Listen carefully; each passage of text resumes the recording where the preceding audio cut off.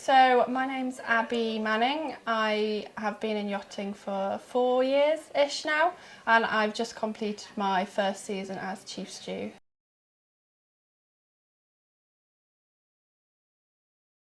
Yeah, so I did my first season on a little 18-metre day boat in Soller in Palma, in Mallorca.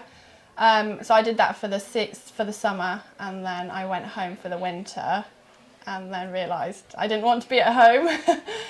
So I started looking for work again, and then I got a job on the boat that I've just left in March 2018. It was a new build, and I've been on that boat ever since. So I started as junior stew and I've left as chief stew, which is quite cool. But yeah, I'm ready for my next adventure in the new year.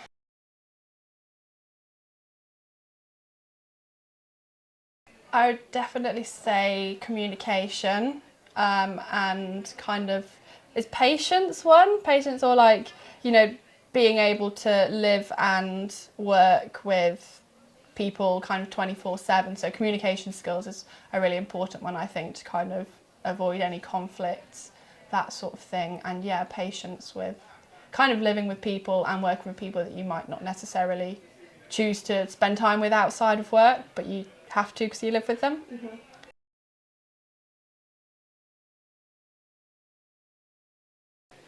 I think be it's gonna be a big step compared to, like, in yachting you have quite a big disposable income. You get your toiletries, you get pretty much everything paid for yourself, and also the benefits of not paying tax. Moving home, obviously generally I think the pay that you're going to get is going to be quite a lot lower, and you're also going to have to start paying for your own toiletries, bills, mortgages, rent. So I think, yeah, the money side of things, I think, is going to be the hardest part to adjust to.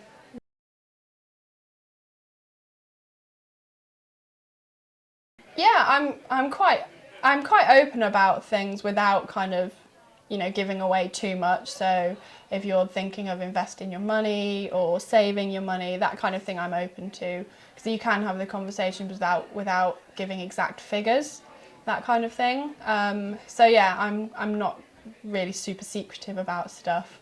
I do like to, and it's also good to, like, get advice from partners or parents. So if you do have the conversations, which I like to have, then it does help, because sometimes you can get useful advice back from them.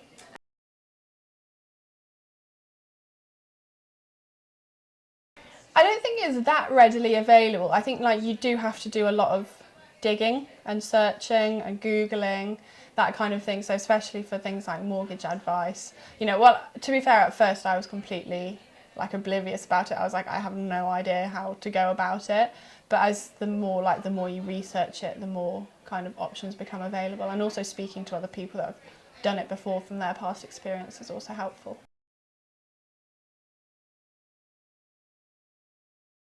Yeah, so it was with a quite a well-known Palma-based financial advisor, if they can even call themselves that, company. I know that they have targeted a lot of people in yachting, and I know a lot of people that have also been, what's the word? Been victims of their kind of dishonesty. So yeah, like, when I was young a couple of years ago, when you want to, that you should be doing something sensible with your money, but at that point I was quite naive. Like, I didn't really know anything about investing money or financial investors. So these people came along and obviously realised that that was the case. And yeah, before I knew it, I'd signed this piece of paper and I was paying in £500 a month into this investment account, which I had no idea about. So it was all very, like, pressured, and I was pushed into it. And then, like, I did sign it, so that's my fault. But at the same time, they should have made sure that, like, I understood everything as well. And I think they do that. I think that's how they get away with it. With a lot of people in yachting, they don't really understand it as well as they should do. So they think that they're doing the best thing for them, but actually you're doing the best thing for the company, for them to get the big bonus when they sign you up. So yeah, it was not great, and I'm still kind of ongoing with battles with them to try and get some sort of money back, but I did end up losing a decent chunk of money, and I also know a lot of people that have lost a lot more than me. So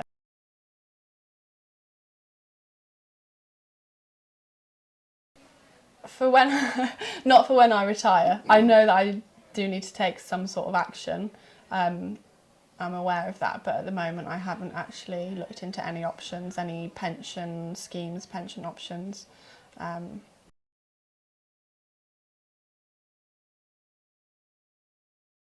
I think making sure that you've got a decent amount of savings behind you before you actually leave yachting. So I have an account, and so like if anything does go wrong, you're like, oh gosh, I need to pay for that or something. Right, yeah. You know, like I always have like a separate account with a certain amount of money in.